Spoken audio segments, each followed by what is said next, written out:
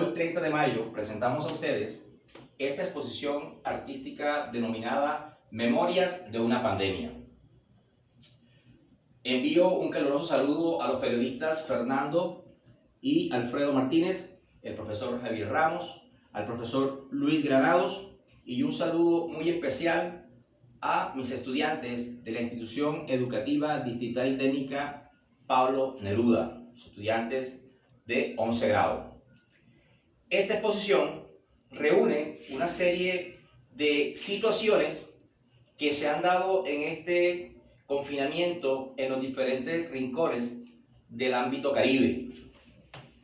Es una muestra artística representada en 11 cuadros bajo la técnica de vinilo sobre lienzo con unas medidas particulares de 50 centímetros por 50 centímetros.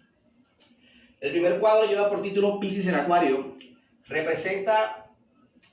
el espacio de tiempo en el que inició la pandemia, que fue a mediados del mes de febrero y principios de marzo, cuando el gobierno decidió de manera formal establecer unas normas y unos parámetros establecidos para confinarnos como en la actualidad, como está sucediendo en la actualidad.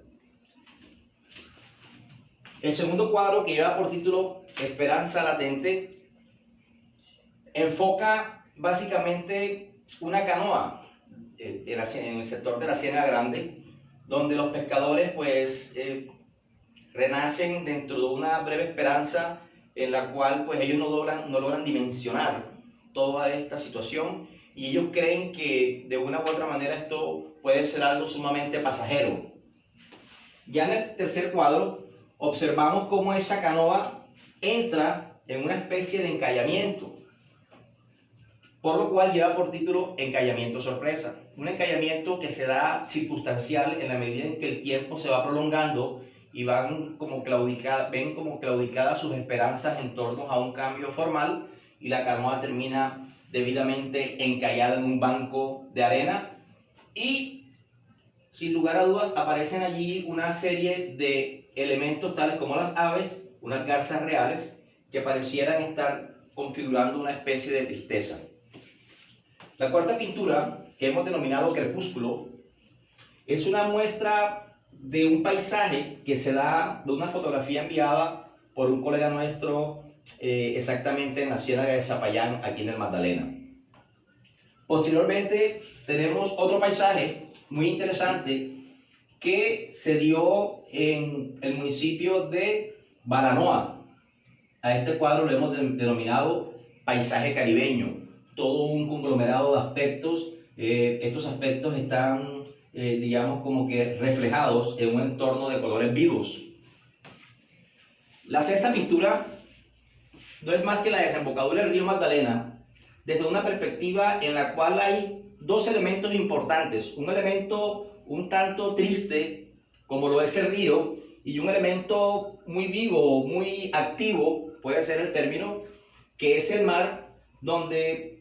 en medio de la situación dada a raíz de la pandemia, establecemos un contraste de vida y un contraste de muerte. En este caso, el río representa toda esa sedimentación, toda esa serie de situaciones complejas que siempre históricamente ha atravesado el río Magdalena, como la sedimentación y los desechos, que posteriormente los bota y los arroja al mar. De una u otra manera, ese mar es como una especie de contraste representado en la viveza, en la coloridad, en la expresión. Y este cuadro lleva por título Encuentro de Ilusiones. Esta pintura, que es la número 7, llamada La Miseria Humana, está inspirada en el poema que escribiera el gran escritor, poeta llamado Gabriel Corsia Gravini. Es una especie de contraste entre lo que es la vida y la muerte, lo que es la situación un tanto funesta y nefasta que se puede apreciar en los cementerios, donde prevalecen mucho los cipres, y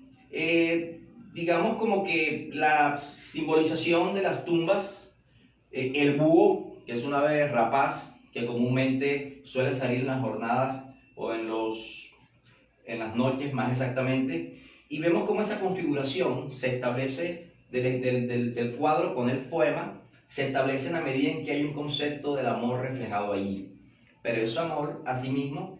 está a su vez marcado por una especie de aura que rodea la vida trágica del poeta, que murió de lepra, indudablemente en una situación sumamente nefasta. Este cuadro, llamado Tenores de Luchas, muestra y refleja una situación que se dio en Uruguay y que se ha dado a lo largo de esta pandemia. Personas que han sido sorprendidas en espacios que deberían de estar cerrados. ¿Por qué? Porque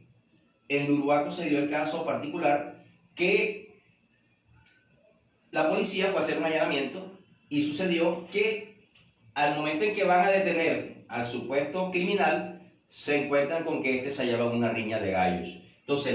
los gallos en este caso significa que no solamente la afronta o el rompimiento de las normativas, sino también configura una lucha de fuerzas, que en este caso está representado por el concepto de tenor.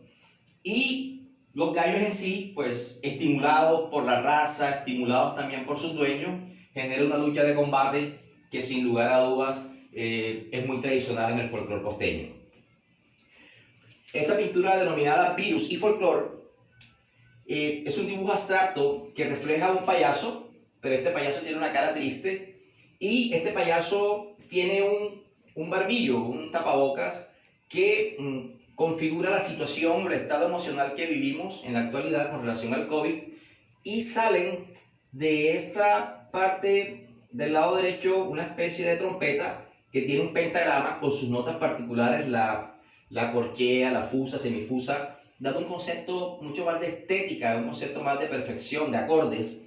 y que este pentagrama sujeta por un extremo el cubrebocas y por el otro extremo, que ya entra el concepto de folclore, se convierte en una especie de espaguetes que están sujetos a un tenedor. Se aprecia en esta pintura algo interesante. En la parte superior, es decir, en la frente del payaso, se observa la representación del COVID. Bien. La pintura número 10, que lleva por título Santuario de Devoción, es una especie de sitio neutro, es una especie de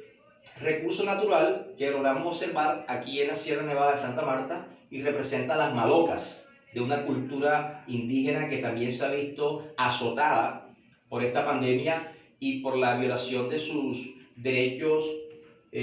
por el Estado colombiano. De una u otra manera, pues, este cuadro denominado Santuario de Devoción es como una especie de representación que rompe los esquemas normales en el ámbito, digamos, urbano. Y vemos cómo los indígenas, a pesar de haber sido un tanto relegados, un tanto, digamos, desconocidos en sus derechos, culmina con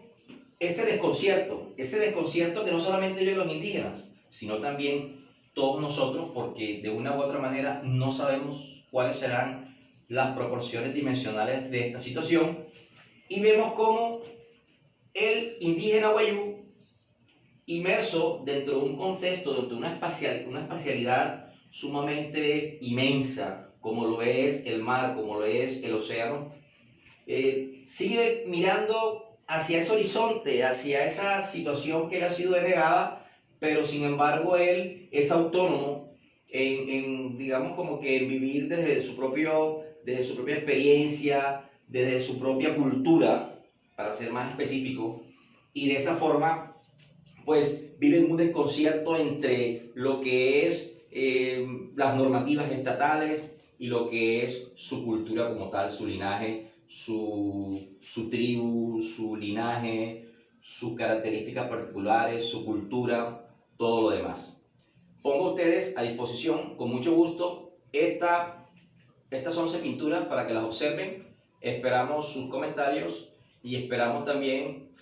a mis estudiantes que vean esto como un ejemplo de voluntad, de superación, de dedicación y de autodisciplina en medio de tanta dificultad. Muchas gracias.